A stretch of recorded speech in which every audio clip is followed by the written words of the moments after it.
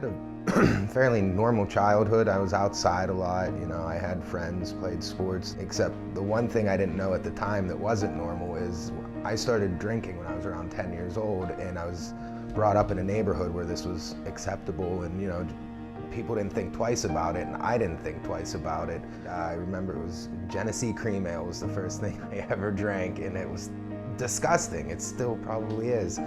But I remember, the first time I drank it, it was something that I was immediately drawn to. And every time I tried something, it followed a similar path. As soon as I tried it, I loved it and tried to do it as often as possible.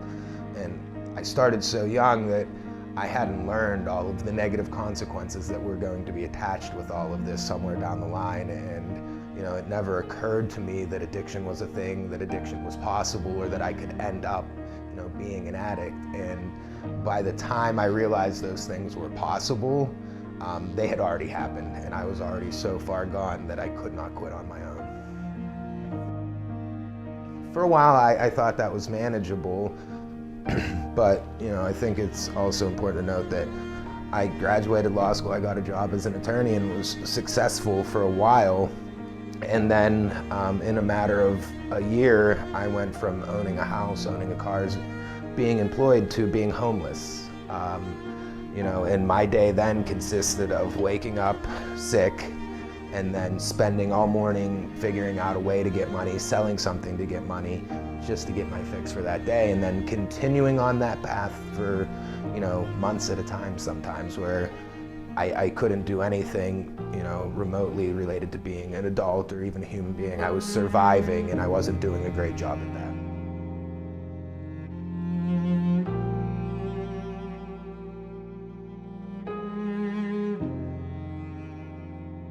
I really did want to stop, because at this point I had lost pretty much all my friends, my girlfriend, and my family, so there really wasn't anybody to quit for other than myself.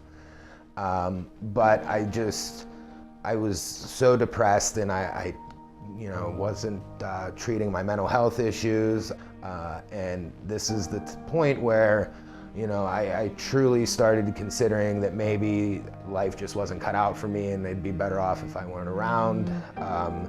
And it got past the pre-contemplation stage into where I was actually planning on ways to commit suicide, and that's when I knew that not only did I need help, I really, really wanted help.